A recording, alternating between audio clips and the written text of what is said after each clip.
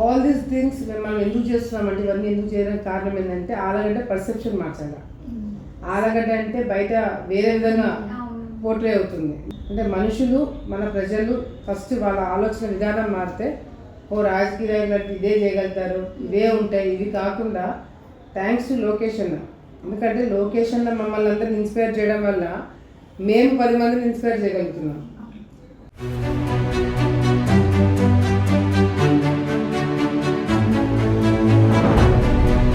So ఎందుకు గవర్నమెంట్లో అంటే నీ ఆలోచన ఏంటి? నువ్వు వచ్చిన తర్వాత ఎటువంటి సర్వీస్ నువ్వు చేయాలనుకుంటున్నావు? ఏ మార్పు తీసుకురావాలనుకుంటున్నావు?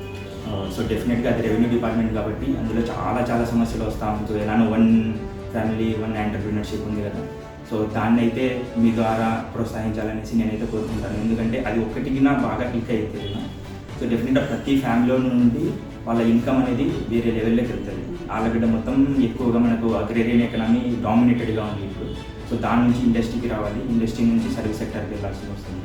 సో డెఫినెట్గా ఆ ఒక్క స్కీమ్ పైన నేనైతే ఎక్కువ కాన్సన్ట్రేషన్ చేయమనేసి మీకు లోకేష్ గారిని రిక్వెస్ట్ చేస్తాను.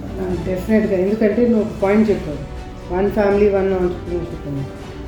లోకేష్ అన్న గారు, చంద్రబాబు నాయుడు గారు వెనుకబడిన ప్రాంతాలు అంటే మనం ఫర్ ఎగ్జాంపుల్ ఆలగడ్డ తీసుకున్నాం. ఏ పరిశ్రమ వచ్చినా ఏ డెవలప్మెంట్ జరిగినా నంద్యాల వరకే అది జరుగుతుంది. నంద్యాల దాటి రావాలంటే ఎక్కడ చూసినా కూడా మనకంతా అగ్రికల్చర్. నువ్వు చెప్పినట్టు మొత్తం వీఆర్ అగ్రికల్చర్ బేస్డ్ కాన్స్టిట్యున్సీ. ఈ వేస్ట్ టు ఎనర్జీ ప్లాంట్స్ పెట్టాలని చెప్పి, ఇండస్ట్రీ పెట్టాలని చెప్పి చూస్తున్నాను. వాళ్ళు నేను రిక్వెస్ట్ చేశాను, ఎందుకంటే మనకు అగ్రికల్చర్ వేస్ట్ ఎక్కువ. ఏది మన ప్యాడీ వేస్ట్.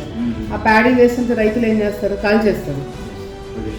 కరెక్ట్. సో వాళ్ళని మనం ఏం రిక్వెస్ట్ చేస్తామంటే, మీకు మేము ల్యాండ్ ఇస్తాము, మీరు ఇక్కడ ఇండస్ట్రీ పెట్టండి, మా దగ్గర బ్రహ్మాండమైన ప్యాడీ ఎక్కువ పండిస్తారు రైతులు, so that will be useful కదా అని చెప్పి వాళ్ళు కూడా ఇంట్రెస్ట్ చూపెడుతున్నారు.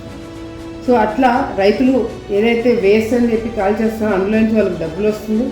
రైతు పండించే పంట కన్నా ఒక extra amount additional income generate చేయగలుగుతాడు. ఇది ఒకటి అనుకున్నాం. ఇంకొకటి ఇండివిజువల్గా మహిళలు ఎవరైతే ఇప్పుడు డ్వాక్రా సంఘాలు ఇట్లా కొన్ని మనకి సొసైటీలుగా ఫామ్ అయ్యి కొంతమంది మహిళలు కావచ్చు, రైతులు కావచ్చు చేస్తుంటారు. వాళ్ళకు కూడా మేము కూడా కొత్త కంపెనీస్ని తీసుకురావడము, ఇండివిజువల్గా మహిళలు ఇంట్లో కూర్చొని పనిచేసి సంపాదించుకునే మార్గాలు ఏమైనా ఉంటే అవి కూడా మేము ఆలోచన చేస్తున్నాం. సో లోకేష్ అన్న గారి దగ్గర ఇంకా మేము ఇన్ఫర్మేషన్ తీసుకుంటున్నాము. మన ఇండస్ట్రీస్ మినిస్టర్ మన భరత్ అన్న దగ్గర నుంచి కూడా we are taking information what best we can do మన ప్రాంతంలో అనేది కూడా వీఆర్ ఆల్సో ట్రైయింగ్. ఫస్ట్లీ మీకు చాలా థ్యాంక్స్. సపరేట్ ఉమెన్కి జాబ్ మేళ క్రియేట్ చేస్తున్నారు. అది ఇక్కడ చేయలేదు, అయితే ఎక్కడ కూడా అందరితో ఈక్వల్గానే సపోర్ట్ చేస్తాం. నేను కూడా కాలేజ్లో ప్లేస్మెంట్స్ కట్టలేదా, కానీ అంతా మెన్తో అంటే ఉమెన్ చాలా తక్కువ ప్లేస్మెంట్స్కి రావడం కూడా 20% అలానే వచ్చారు. అది సపరేట్గా ఉమెన్కి జాబ్ మేళ అంటే మీ ఐడియా చాలా బాగుంటుంది. ఫ్యూచర్లో ఇంకా ఇట్లా ఉమెన్ని చాలా మీరు ఎంకరేజ్ చేస్తారు. డెఫినెట్గా ఎంకరేజ్ చేస్తాము. మీరు అందరు మంచి పొజిషన్లో ఉండాలా.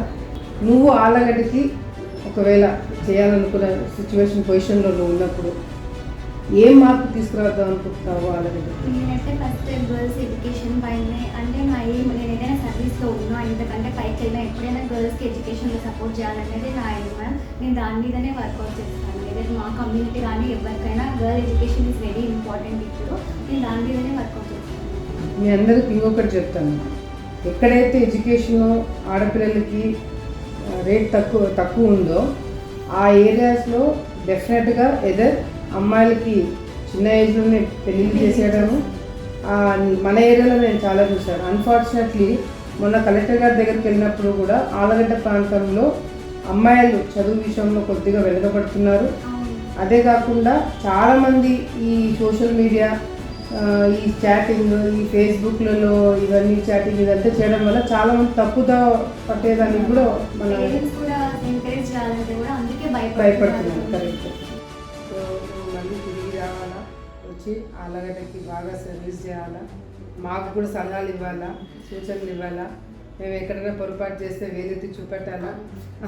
లేదు, అందుకే కదా మీరు are going to that position. ఇప్పుడు పొద్దున్న మేడం ఆలగడ్డకి చేయండి, గవర్నమెంట్లో ఈ విధంగా కొన్ని స్కీమ్స్ ఉన్నాయి మనం వాడుకోవట్లేదు అని మీకు చెప్పి మిమ్మల్ని చూసి ఇంకొక ఇంకొక జనరేషన్ బాగా తయారవ్వాలా, ఇంకొక జనరేషన్ ఈ విధంగానే మంచి మంచి పొజిషన్స్లో ఉండాలా, మాకు ధీటుగా పనిచేయాలి. ఉన్న యూత్ అమ్మాయి కానీ ఇంకా అమ్మాయికి ఇంకా ఇంపార్టెంట్ మేడం లైఫ్లో చదువుకొని ఇప్పుడు అమ్మాయి కొంచెం వల్నరబుల్ పొజిషన్లో ఉంటుంది సొసైటీలో. ఖచ్చితంగా చదువుకొని వాళ్ళ కాలిపోయిన వాళ్ళు నిలబడి డెఫినెట్గా అందరు ఎవరైనా అందరిని ఎంకరేజ్ చేస్తాను. ఏదైనా డౌట్స్ ఉన్నా ఎవరైనా ఇంకా చదువుకునే వాళ్ళు కానీ వాళ్ళకి ఏదైనా గైడెన్స్ కావాలని కూడా ఇస్తాను. సో మంచి పొజిషన్కి వెళ్ళి మళ్ళీ తిరిగి వచ్చి మన ఆలగడ్డకి ఆంధ్రప్రదేశ్కి మంచి పేరు తీసుకొచ్చేటట్టుగా చూపించేద్దాం. Thank you.